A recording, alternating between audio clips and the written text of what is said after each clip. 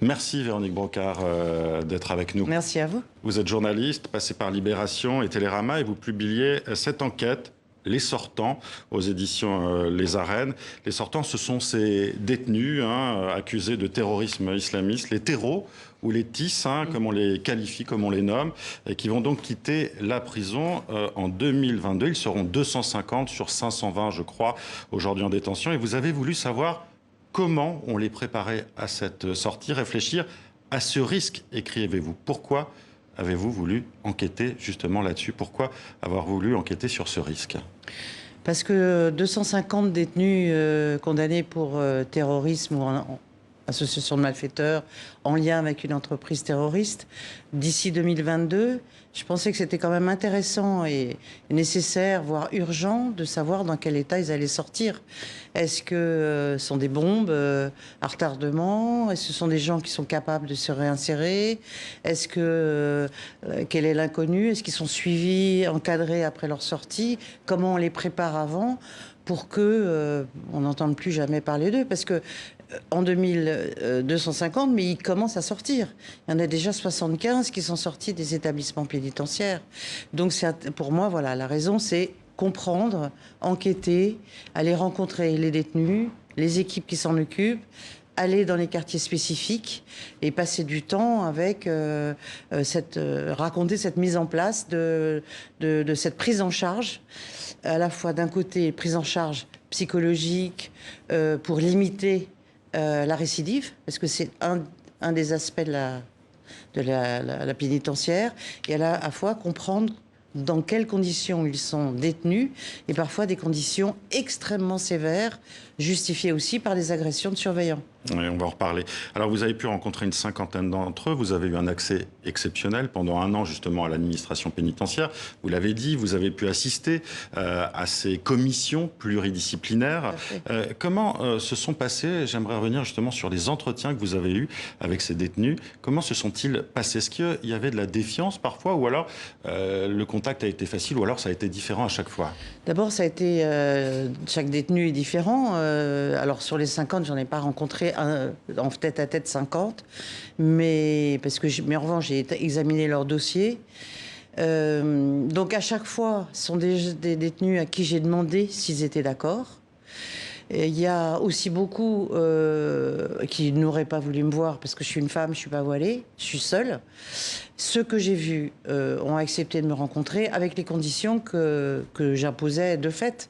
Je suis journaliste, je ne porte pas de voile, je suis seule. Alors certains n'ont pas voulu me serrer la main, d'autres oui, sans difficulté.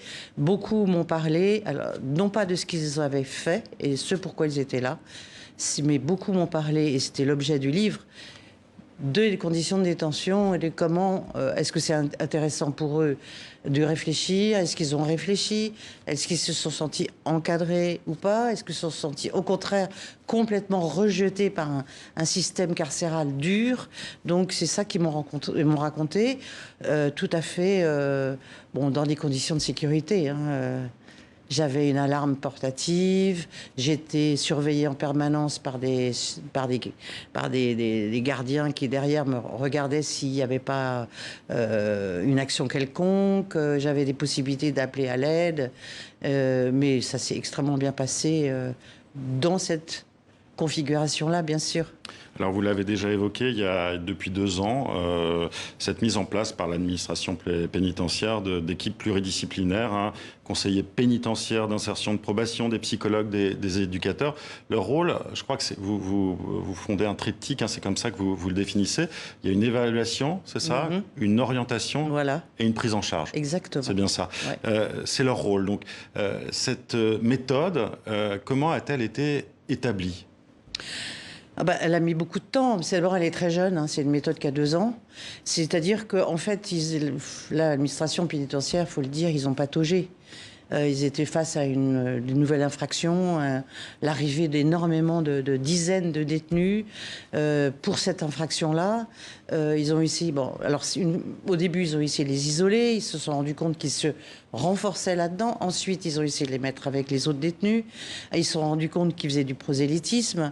Donc, ça a été très empirique, en fait. C'est ça que vous nous expliquez. Ça a été très empirique. Il y a eu voilà, ils ont beaucoup changé de point de vue. Et maintenant, en fait, ils font tout. C'est-à-dire qu'ils les isolent, ils les mettent avec les autres détenus et ils les mettent dans des quartiers spécifiques. Parce que le but permanent, outre les contenir, c'est de les évaluer. Alors comment on les évalue justement? Quels sont les outils d'évaluation? Alors, il y a des outils, c'est-à-dire qu'en fait, ce qui se passe, c'est qu'ils ont créé des équipes pluridisciplinaires avec des psys, des éducs, des conseillers d'insertion, avec le renseignement pénitentiaire, avec des surveillants très impliqués, avec des directeurs d'établissements, ce qui fait qu'ils sont vus en permanence avec des entretiens, examinés, surveillés, évalués. Ils sont encadrés par une dizaine de personnes. Il y a aussi les spécialistes du fait religieux. Voilà. Et donc, à l'issue de ça, de façon régulière, soit tous les 15 jours, soit tous les mois, leur dossier passe devant la commission et toute cette équipe met en commun les conclusions du mois passé. Alors peut-être ils constatent des évolutions positives, des évolutions négatives. Ils essayent de voir s'il ne faut pas appuyer sur cette partie-là ou non. Donc ils les contrôlent et les examinent en permanence. Il y a donc là aussi la question du suivi après la prison. On a dit 2022, voilà, 250 TIS, terreaux qui vont sortir. En ce début d'année, Flavien Moreau, djihadiste français, avait été libéré après 7 ans de détention dans une prison du département de la Sarthe. Sa sortie avait fait polémique. On va regarder justement un reportage sur Flavien Moreau. Il est le premier à avoir été condamné il y a 6 ans pour être parti en Syrie. Flavien Moreau est désormais libre, sorti ce matin de la prison de Condé-sur-Sarthe. En 2012, il part en Syrie faire le djihad, 10 jours sur place d'entraînement à l'arme de guerre. À son retour, ce Nantais d'origine coréenne de 33 ans est arrêté et condamné à 7 ans de prison ferme. L'homme est aujourd'hui libre, mais sous contrôle judiciaire et administratif pendant 1 an. Convocation chaque semaine par un juge, interdiction de quitter sa commune sans autorisation. Obligation de pointer tous les matins à la gendarmerie et de se soigner. A priori des conditions strictes, mais difficiles à appliquer selon ce policier. Les effectifs dédiés à ça, qu'ils soient de la DGSI, du renseignement territorial, n'ont plus le moyen humain pour le faire. Il y a trop de, ce qu'on appelle communément le jargon, de cibles potentielles aujourd'hui à surveiller. Là, on est dans la théorie, malheureusement, entre la théorie et la pratique, il y a un fossé. 291 majeurs sont revenus de Syrie. 121 d'entre eux ont été jugés et condamnés. Les autres attendent leur procès en prison ou sont sous contrôle judiciaire. En 2020, 42 personnes condamnées pour des faits de terrorisme devraient sortir de prison. Et vous écrivez, Véronique Brocard, que le risque zéro, de toute façon, n'existe pas. Alors moi, je me souviens très bien du jour où Flavien Moreau est sorti, puisque j'étais dans un quartier spécifique avec des gens qui s'en étaient occupés et pour qui c'était très compliqué quand même. C'était une espèce d'angoisse qui est montée en disant... Ils se sont posé beaucoup de questions. Ils se sont posé beaucoup de questions. Parce qu'ils se posent tous des questions, on se pose tous, vous, moi, comment ça marche en fait. C'est-à-dire qu'ils avaient mis en place un système, mais personne ne sait l'efficacité réelle, parce que d'abord, on n'est pas dans le cerveau des gens. Et qu'en plus, la récidive, le risque zéro, ça fait partie de l'epsilon, de l'inconnu, qu'on aimerait tous ne pas du tout connaître, évidemment.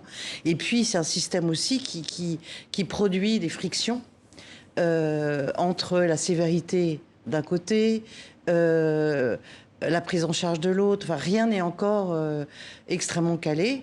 Et ce qui fait que beaucoup, les spécialistes qui connaissent bien ça, qui l'ont connu avec les délinquants sexuels, puisque eux aussi, ils ont eu ce gros problème avec... de suivi. Moi, je pense à Francis Holm, par exemple, qui avait... Voilà. Absolument. C'est-à-dire qu'ils connaissent bien le problème, mais personne ne sait. Et si quelqu'un, malgré tout, les signes apparents de calme, de sortie de la violence, ne recommencera pas un jour.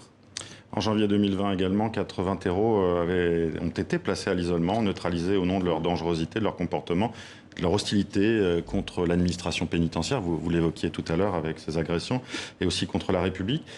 Est-ce que pour l'administration, en les plaçant à l'isolement, on dit clairement qu'ils sont irrécupérables? Et ils vont sortir, hein. Ah oui, oui, c'est-à-dire qu'en fait, en France, il y a des condamnations. Vous les effectuez jusqu'à la dernière seconde et après vous êtes libre.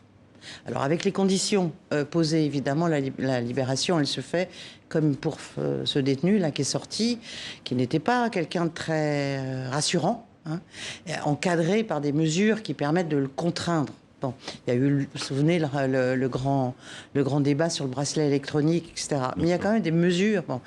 La question, c'est...